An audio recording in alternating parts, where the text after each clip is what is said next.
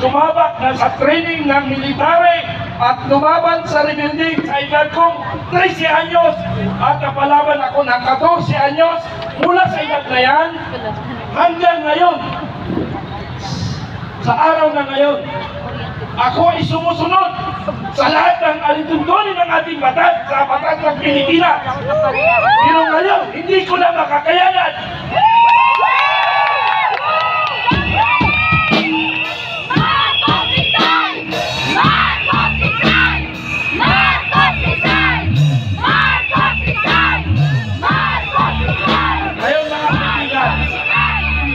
Mga kaibigan, hayaan niyo muna ako magsalaysay para magiging credible ang aking sasabihin na walang halong plastic, walang halong ano pa man. Iyan ay makabayan galing sa aking puso ang sasabihin ko ngayong araw na ito. Mula ako sa Mindanao, 1974, dinala ako sa Luzon dahil nga sa mura kong edad, napalaban na ako ng 3 araw, 3 gabi. 17 lang kami laban sa 400 na rebelde. Pero ano nangyari sa QGC? Isa lang ay nahanap, limong-limong otoridad.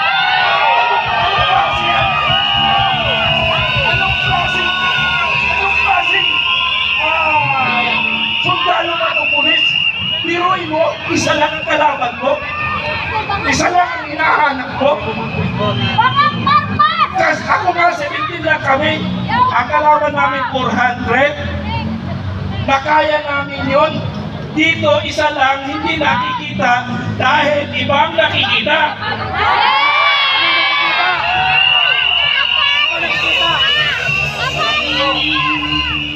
Mga kaibigan, mula nung ako'y mag-aral, sa totoo lang po, bibigyan ko ng background. Silent lang muna tayo. Dumating ako sa Luzon, nag-aaral ako, pinag-aaral ako ng sundalo. After my 18 years old, naging sundalo na ako. Nag-aaral ako, naka-assign ako ng Special Forces at saka Scout Ranger Regiment. Hindi ako nakapag-aral, sumunod ako sa ating mahal na Pangulo, Ferdinand Marcos Sr. Utang na loob ko yun. Nakapag-aral ako ng Puloy at naging official ako, 1991. Shortcut ko na. Nag-retired ako, 2014. Sinuportahan natin ang ating kababayan, si Pangulong Digong Duterte. Dumating ng 2022, ako ay nangampanya, naghanap ng mga tao na susuporta kay Bongbong Marcos Jr. Umabot kami ng 6 million more or less na membro, sinuporta ko sa kanya. Ginawa ko yan dahil bilang utang na loob at akala ko ang katotohanan ay lalabas. Wala palang katotohanan ang lalabas.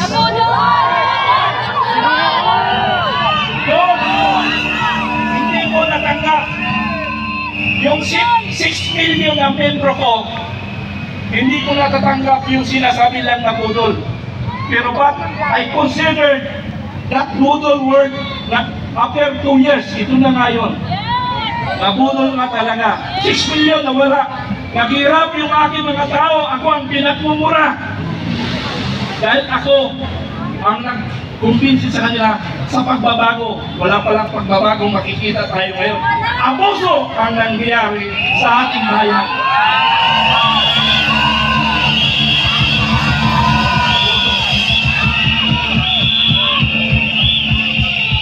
Ang grupo namin, inaasahan namin, yung 6 million na grupo ko na buong Pilipinas na magtatayo kami ng kooperatiba at lalagyan ng pondo.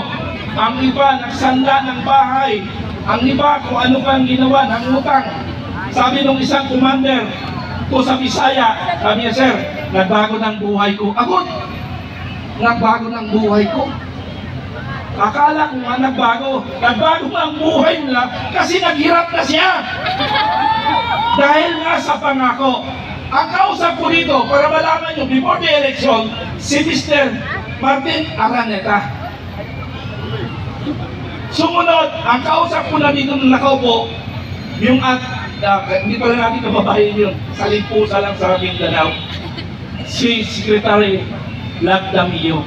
Yan ang mga kausap ko. Lumipas ng panahon, April 9, yung masaklap. April 9, mga kaibigan. Kami ni Kapindano. Sino nakakilala kay Kapindano? Sino nakakilala kay Kapindano? Bakit ako hindi nyo kilala? Kilala ka namin! Kilala nyo ako? Kilala nyo ako? Kasi matagal nyo na akong hinahamon. Baka pumunta dito. Sabi ko kailangan pumunta ko maraming tao. Pakarami na ang tao. Hinamon ako sa aking vlog. Ang dami ng hinunang hinamon, bakit hindi ako pumunta? Ako ang pinauna ni Captain Dado. Dito, kung kilala nyo na si Captain Dado, ang unang sumigaw na Marcos resign sa military, retired. At pangatlo ako, after General Macanas. Kilala niyo si General Macanas? Okay. Pangatlo ako, tatlo kami MUP. Lockers, MUP? Men Uniform Personnel. Po, yung grupo namin. Bakit ako lumitaw? May utang na loob ako sa Marcos. Kaya ako nagsalita sa harapan ng Pilipino dahil hindi ko na nakakayanan ang nangyayari sa Davao. Na kung saan, tatlo na lang kami magkakapatid na nagtitira. Ang dalawa kong kapatid nasa Tagum City at ang aking mga pinsan nasa Davao. Tinatanong ko anong nangyayari. Sabi niya, sir, pinsan, mukhang dito yata sa Mindanao at pagmumulan na magiging problema ng ating bansa. Ang sagot ko naman sa kanya, hindi natin maiwasan yan kung totoo talagang darating tayo yan. Ang ating Panginoon ang magbibigay ng katotohanan na ang Mindanao, sa Mindanao, sana wag magdumula ang ating problema. Sana magkakaintindihan tayo.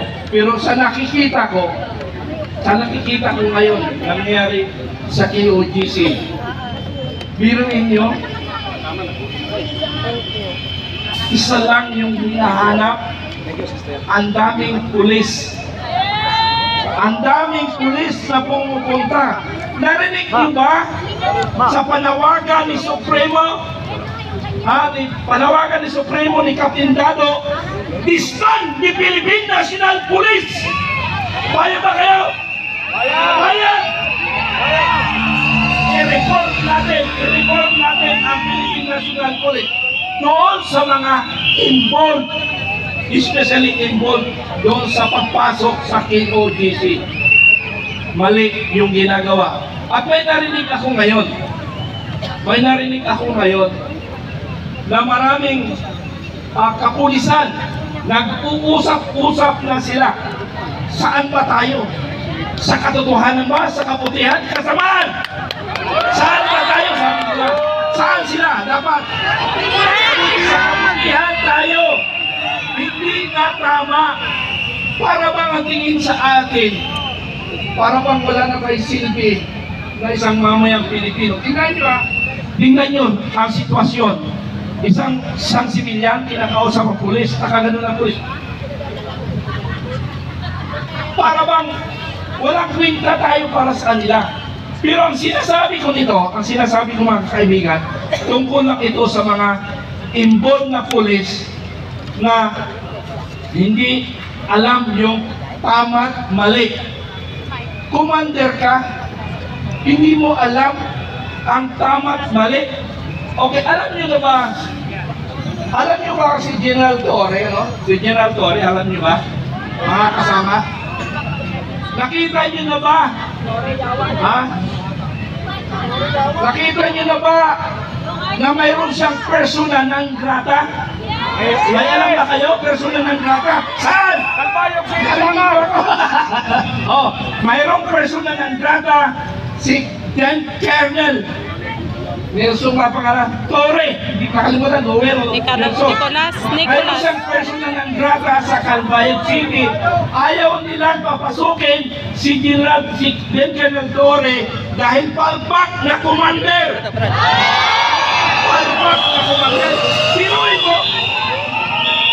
Torre Palpak! Commander ka? Ha? Commander ka?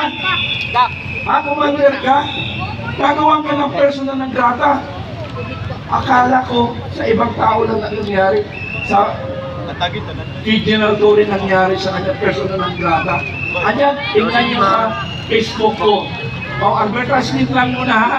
Panood kayo ng Makabayan and Informative Channel. Ako po yun. Ha? Ako po yun. At kayong mga Pilipino, nasaan man lugar kayo, sulok ng Pilipinas, mayroon akong mga commander. Ha? Ang aking organisasyon, mga kaibigan.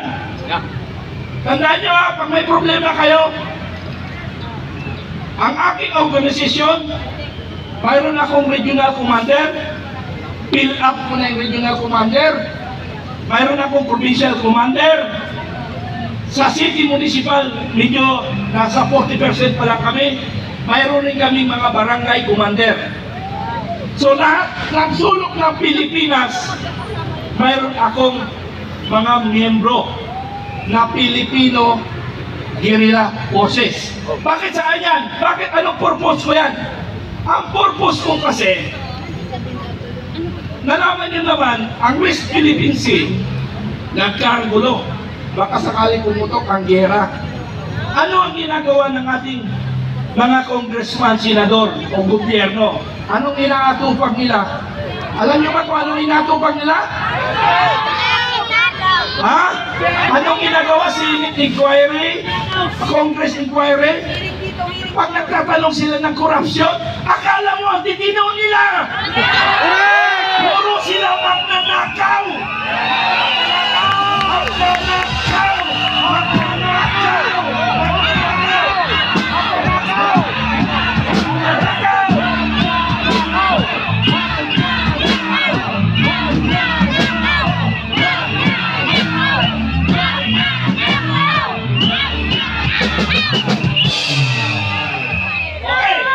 Hinahamon ko ang Congress, ang Senate, ipakulong niyo ako! Sa totoo ang sinasabi ko! Kasuhan niyo ako! Magnanakaw! Magnanakaw! Magnanakaw! Magnanakaw!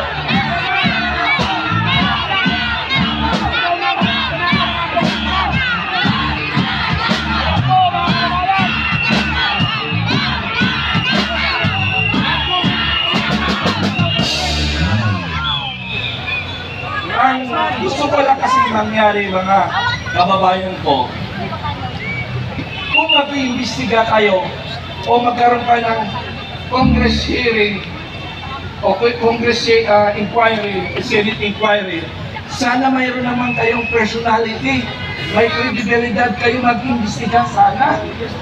Wala naman kredibilidad sila. SOP number 10. Ano ba yung SOP number 10? Resolution number 10. Ano yun? Wala silang PUA inspection, certification lang. Oh, liquidation, ay certification lang sila. So ibig sabihin, wala silang kredibilidad magsalita para mag-imbestiga sa korupsyon dahil sila magnanakaw. Magnanakaw! Magnanakaw! Magnanakaw!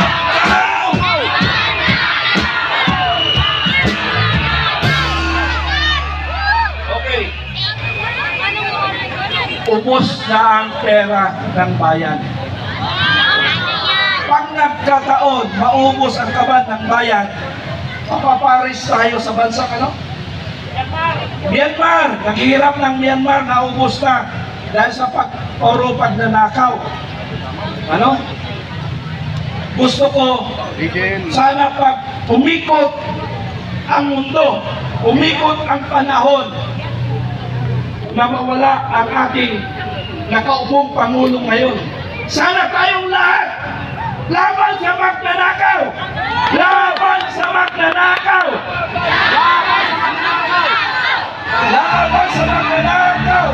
Laban sa magnanakaw! Laban sa magnanakaw! Laban sa magnanakaw! Okay? Asahan namin na magkaisa tayo. Laban sa magnanakaw, laban sa akusado. Iyan kaya ako lumitaw dito. Kaya ako nagsalita. Oops! Ganito yung tsura ng presidente. Bangag! Walang ganunan. Ha? Bangag na! Bangag na! Ha? Sa totoo lang, hindi pa ako nagsasalita bangag. Kasi parang hindi ko pa kayang tanggapin. Pero parang napipilitan na rin ako magsalita ng bangag. Pero ang hiling namin, dapat magpa-drug test. Drug test! Drug test! Drug test! Drug test!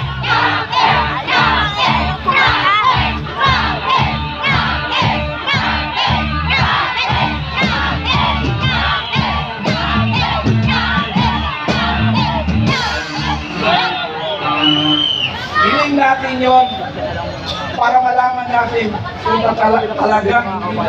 talagang minto na si Sakag pagdodroga.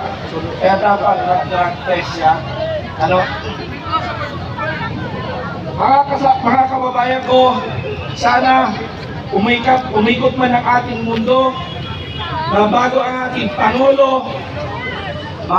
Pangulo, sana sama-sama tayo laban sa korupsyon, laban sa abusadong Pilipino. Doon lang ako nag-i-stick sa laban korupsyon, laban abusado. Kaya ako nanindigan, kaya ako nagbuo ng Filipino Guerrilla Forces. Kung sakaling aatakihin tayo ng ibang bansa, ang ating sundalo ay 150,000 lamang. Ang ang army ng China, according to intelligence information, nasa 1 million na sila dito sa ating bansa. Nasa 1 million na sila. Ang tanong lang natin ngayon, asan ang baril nila? Yung baril nila ang minamamanan ng ating grupo. Lahat ng sulok ng Pilipinas na may mga inchik, may mga pugo, mayroon na ako nakatutok. Dahil ang gobyerno natin, hindi nila tinututukan yun. Dahil wala silang kikitain kung papakilaman nila ang pogo. Yung pag-iimbestiga ng pogo ay pakitang tao lamang yun. Boro-boro! Pakitang tao lang! Pakitang tao! Pakitang tao na! Pakitang tao! Okay. Go!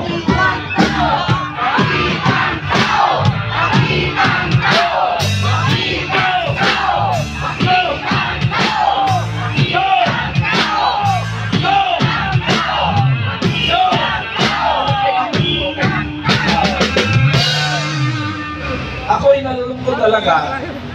Akala ko darating na ang pagbabago. Bagong Pilipinas. Ang pangalan ko ng Pilipinas. Pero yung sistema, mas lumala ang problema natin. Gusto ko sana ipakilala rin sa inyo ang aking grupo.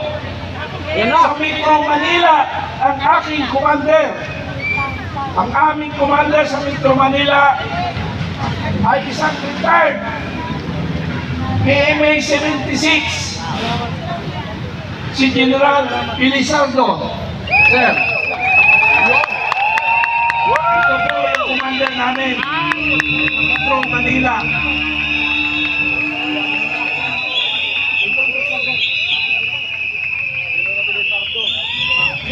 Ay, correction.